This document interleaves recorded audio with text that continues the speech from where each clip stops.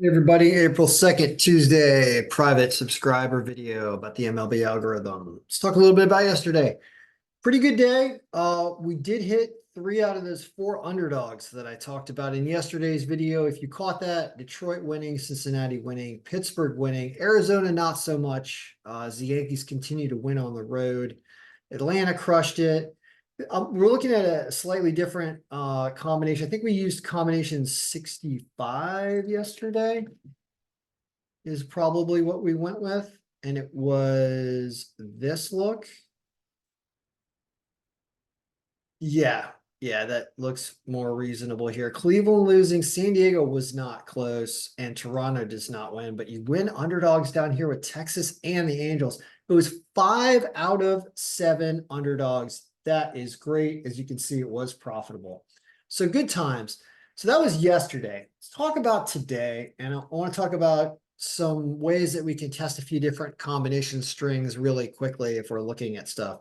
So when you're updating this, couple quick things for those that are having difficulty updating the file. You got to get your odds in here in the odds sheet. You grab those odds from RotoWire and paste them here. Also, when you're doing the matchup sheet, you might have an error here, like if you reset everybody's pitcher stat year to 2023, which is the first thing you should do when setting up the new day, and you have an error here, you then look for the pitcher in the pitcher sheet, and you'll see that Casey Mize already appears, but he didn't pitch last year. He only pitched in 2022. So you're getting this error not because he doesn't appear in the pitcher sheet, but because he didn't pitch in 2023. He only pitched in 2022. So that's how you know that you need to change this number to 2022, and that'll fix your error on a pitcher like that. Okay, only 10 innings there as well. So quick little things like that will be helpful for updating. Now, I wanted to take a look as I ran the macro yesterday, and we're only using 2024 stats. Like, let's just do that. Like, I'm totally fine.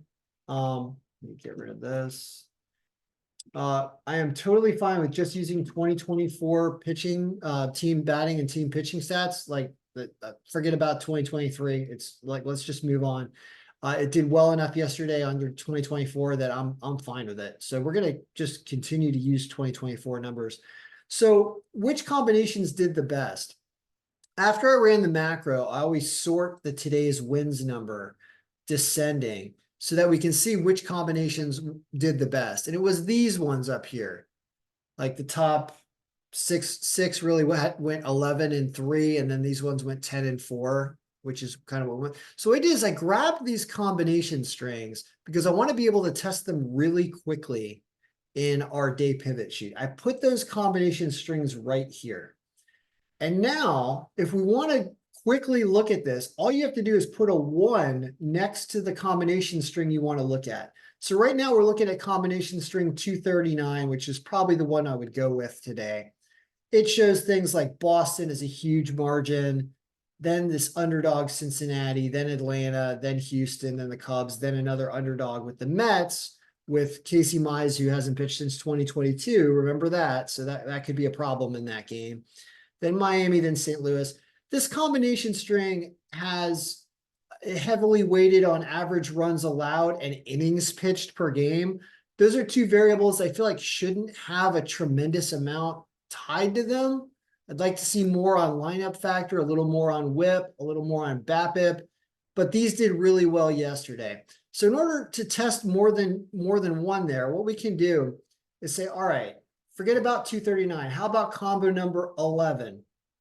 Combo number 11 also did well yesterday. If you put a 1 next to the 11 and then refresh the pivot, you get the look with number 1.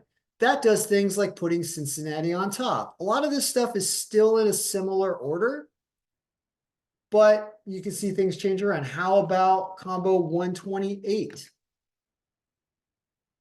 Just want to kind of look and see which teams are filtering the top in most of these combinations. This puts Atlanta on top. Boston's still up here. Houston keeps wanting to get pushed up on this list. This brings Detroit up a little bit higher. Texas, San Francisco. So that's what combination 128 does. Also, you want to keep an eye on your margins and see if they look reasonable or what the distribution is. Which teams are popping up? Combination 297. Let's try that one. Cincinnati, Boston, Atlanta, Houston, Cubs, right? You see these teams popping to the top and having big margins. This is kind of telling us which are the strongest picks and the ones that you really want to play if you're going to do some type of round robin. Boston, Cincinnati, Atlanta, Houston, they just keep popping up, right? You can't avoid those teams. 256. Let's try that one.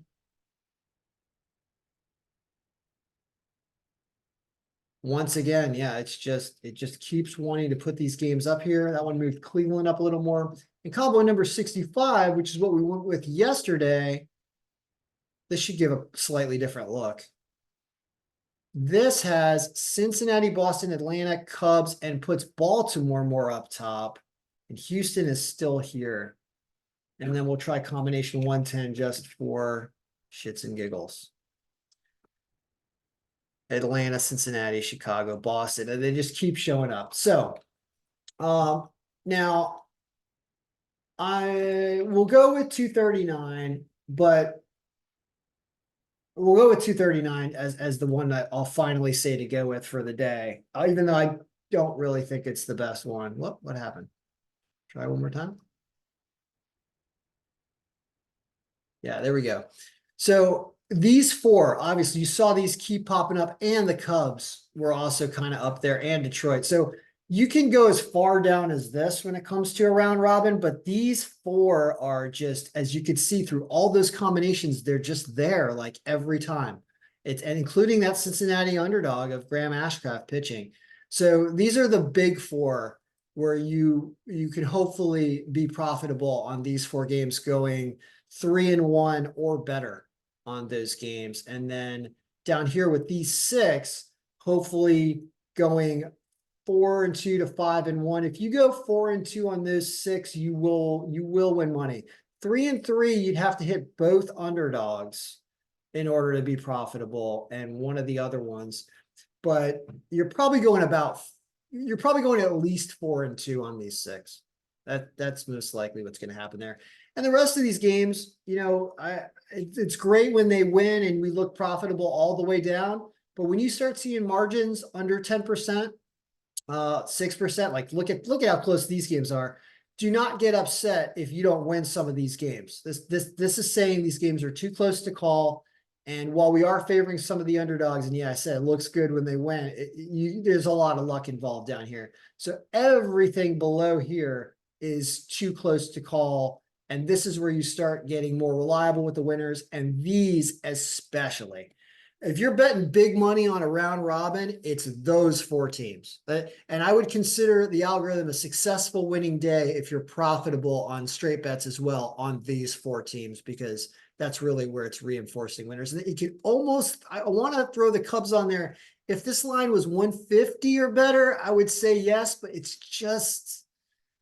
almost better to go with Detroit, but you got that pitching matchup, and he hasn't pitched recently. So I actually want to say stay away from this, because you might have trouble. The Mets might actually win a game because this pitching might not be there. So for those who like to gamble a little, it's these five. For those who really want the strongest picks, it's those four. And is there anything else we can get from the matchup sheet that we care about, or anything to watch out for? Does every team have a lineup factor? Yes. It's another thing to check for. Make sure everybody has a lineup factor. There's that 2022 there. Only 12 innings pitched for the White Sox pitcher, but whatever. Seems fine. You've got Javier Assad going against Kyle Freeland here. That's fine. Houston, this is a good game with Houston and Toronto. But Houston's bullpen is stronger. Even though they lost those games to the Yankees, this is current year's bullpen. And it really, really likes Boston. Brian Bello against Alex Wood. Well, Alex Wood's a decent pitcher.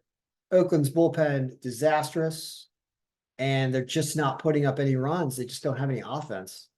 So you can see they have the worst lineup factor of any team on this list is Oakland's lineup factor. And that's why it's favoring Boston so much. So in summary, these four, I'm probably going to go with these five is what I think I'm going to do on my round robin tonight. And seeing so many underdogs down here makes me want to throw a little on straight bets in these games, but I'd want them to be more consistent on one of the other lineups. Like this number 65 that we used yesterday, that was a more uniform distribution. Like you can see, this is what you have here on lineup 65 is you've got more on lineup factor. And I always like that because the lineup factor is the most dynamic stat in here. It changes obviously with the lineup that is going. So when you update with the current lineups, once they're confirmed, this is a better distribution to run to see if anything's changed with the actual lineup that's going in the game. It doesn't put enough on BABIP, I feel, though. And it's really low on pitcher whip, but it's heavy on lineup factor. So in this scenario, you have Boston beating Kansas City. So it's just another reason, when you're looking at this other setup to really be careful with ones that are at the bottom. And one thing I've learned about sports betting in the long run is you want premium picks. Like you can mess around with teams that are down here and some days you'll win and some days you'll lose. But if you want to win consistently, you have to stay with premium picks.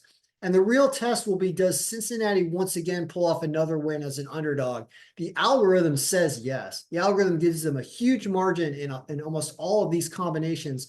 It wants them to win and they're an underdog. So it's just one of those where, is this where we beat the odds makers to a pulp today? Because there's a lot of home money on Philadelphia and people are giving Philadelphia more credit than they deserve this year. That's the real question.